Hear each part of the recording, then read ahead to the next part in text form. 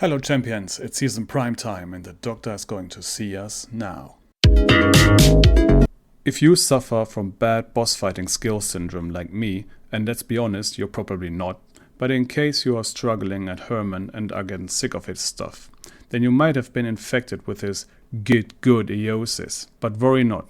I have the perfect recipe for a remedy that I'm going to prescribe to you today. It is going to help you recuperate and eventually regain the mental HP the boss has cost you and overcome Dr. Ridley Hermann's tentacle blood puddle blood projectile polluted pain in the posterior. Enough with the puns now though, let's get this show on the road, shall we? Right after you entered the boss room for the first time and watched Hermann do his stuff, so you know why we are here suddenly fighting a mutated beast with tentacles and a sword arm, we will learn fast that this is a massive step up from the previous boss fights. Hermann will introduce his mechanics slowly to us at first, but the intensity will ramp up quickly, but nothing you haven't seen before if you happen to be a Souls/Metroidvania veteran. As a general tip in this boss fight, you won't need a lot of healing injections, but it sure would be handy to have enough. So if you have a stock of them, it might be good to save them until phase 2, as well as any other resources like bombs, chunks or shards and weapon buffs. A small disclaimer before we continue. I was all out of resources when I fought this boss.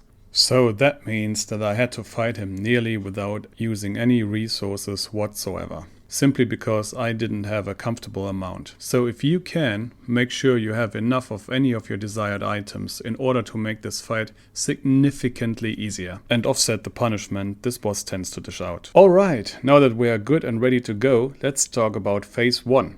Yes, there are phases, plural, 2 of them. Great, I know. So in the first phase, he does an attack where he points his blade arm towards you and flings his tentacles at you. You're meant to dodge that by being far away enough, jump over him at the right time, or duck. The choice is yours. Just do not be anywhere near it, since the tentacles or tendrils have a very long range. I reckon nearly 50% of the room. And it's super easy to get hit when you're greedy. So, don't be, you greedy bastard. Many of his attacks will cause a bleed buildup, for example his tendril attacks, as well as any blood puddles you encounter during this boss fight, which will result in a damage over time effect eventually, so be very mindful of that. You could always use pestles to stop the effect if you have some on you and feel comfortable about using them during the fight. Then he does a very obvious frontal stabbing attack where he thrusts his blade towards you, which you can easily roll through if you time it right in order to avoid getting hit, but you may as well jump over it. But be careful though, there's a catch. Because of course there is. Since this attack is so obvious and rather slow, you might think to quickly get behind him in order to get a few attacks in, but he does a follow-up attack right after, where he quickly turns around, swinging his blade in an overarching slash that would punish you hard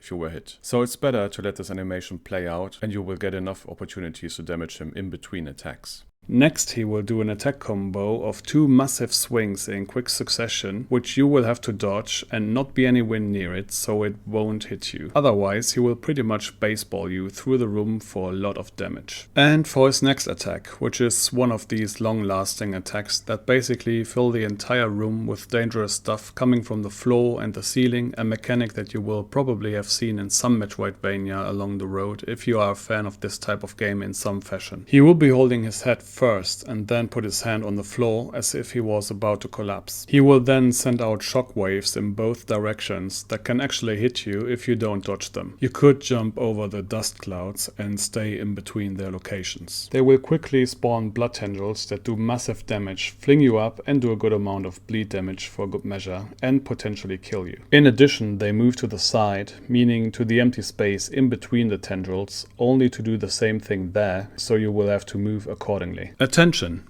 There's a big opportunity here. During this time window, you can wail at him for a lot of swings if you position yourself in your weapon's reach in between the tendrils. He won't do anything to you, except for the tendril thing of course, so you can have at him for the entire duration of this attack's animation. I estimate a window of roughly 4 to 5 seconds or so this could make a huge difference for you and your damage. In between some attacks, namely between the 2-hit combo and the thrusting attack, the doctor seems to take a little break of roughly 5 or 6 seconds, which is a lot of time to have at him. But don't get too greedy, otherwise you'll get trapped in Greedland and might not realize when he's going to ruin your day. day again. Trust me, I know.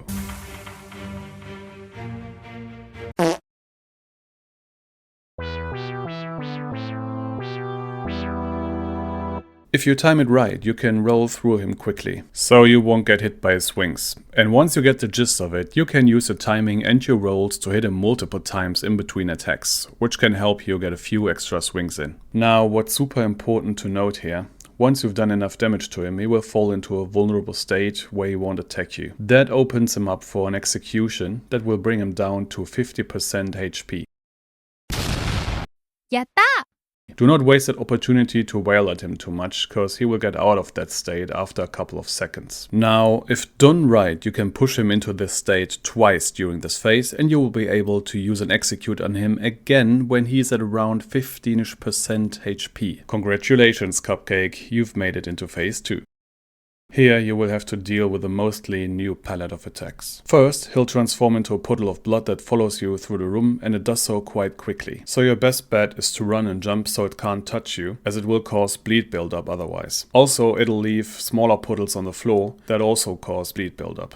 So make sure you dodge it all in order to avoid having to use consumables in order to cleanse the damage over time effect you will suffer once you collected too much of it. The second attack he does is where he jumps to the ceiling after the puddle phase and then dives back to the floor, which will damage you if you get hit by it. And upon impact, 5 projectiles will quickly shoot to all directions, and of course you need to dodge them. Seriously, they are super dangerous. It's super easy to take loads of damage because of these things. You need to pay attention to them, and then they shouldn't be a big problem anymore. I figured rolling away from his dive and do a medium height jump to the opposite direction has been the most helpful technique for me when I beat this fight. Whenever he holds back for a moment and growls twice, you have a small window where you can damage him for like 3 to 4 swings, which is a reliable way to do this phase. Once Dr. Ridley did enough of the aforementioned, he will jump and hold on to the ceiling, where he spawns 4 blood swirlies that will bounce off the walls and the floor to do the usual blood buildup and damage upon impact. Jump, dodge and duck in order to avoid them as best you can. This attack will last roughly 9 seconds. Once you feel comfortable enough in this chaos, try to be close to the doctor so you can jump attack him to get a few good swings in. Keep in mind that he will dive bomb back down to the floor, so you will have to make sure that you avoid this move at any cost. In phase 2, he will do his phase 1 shockwave attack again, so you will have to dance in between the gaps so you won't get volleyball to death. But this time the tendrils come from the ceiling as well, so you will have to be aware of that and duck to avoid them.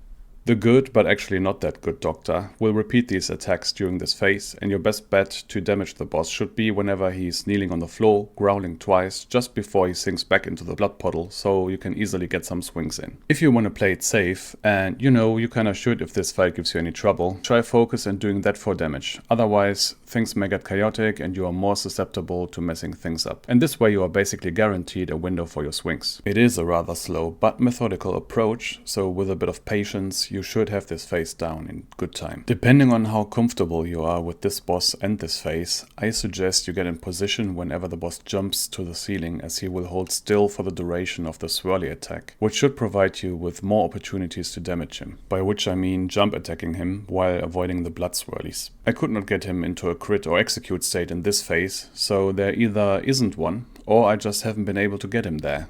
I'm open to feedback/info on that if your experience differs from mine here. Now, if you did all these tactics correctly, and I'm quite certain you did, perhaps train them a couple of times, I'm sure you will turn this doctor's terror tentacle transformed tendril tushy into a twirly, twisted, tenderized one-way trip to termination with no trouble. AKA, you know, kick his butt. And if he still continues to give you trouble, you can always try and farm up some Nitrox/souls so you can gain some more levels in order to get more stats, which can be very helpful as you will become more powerful overall, or if you have a lot of consumables on you, it may prove helpful to use some of them, and I'm sure it should if you have enough on you. Or if you're a stargazer, like my character, you can always try to burn through some of his HP with your lightning. So I aimed this guided folks who were like me out of resources and have some troubles micromanaging the inventory and quick access menus during a fight like this. If you can, you should use all the resources you have access to, of course. I'm sure there are plenty of ways to kill this boss, and I'm merely presenting the approach that worked best for me in this particular situation. If you feel this could have been done more easily, don't shy away from sharing your ideas and feedback, so some folks, as well as myself, may benefit from your or other people's experience at this stage of the game. And there we go! This is a wrap, and if you made it this far into the video, you are an absolute champ, and I thank you very much for spending some of your precious time with me. I hope you did get some use and or entertainment out of this video. Dr. Ridley Hermann felt like the first real boss fight that might prove to be troublesome for some people in my opinion, so I felt like helping folks out would be a good idea. If you enjoyed the video and would like to see some more gaming content in the future, I would appreciate a like and a sub a lot, as it would help me and my channel out a ton. Or say hi on Twitch when I'm live so we can nerd out about our favorite games and other stuff.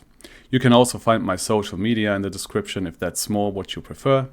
I love gaming and this is what my channel is all about, and now you have a wonderful day, night, morning or afternoon, whatever it may be, and I see you real soon. Cheers!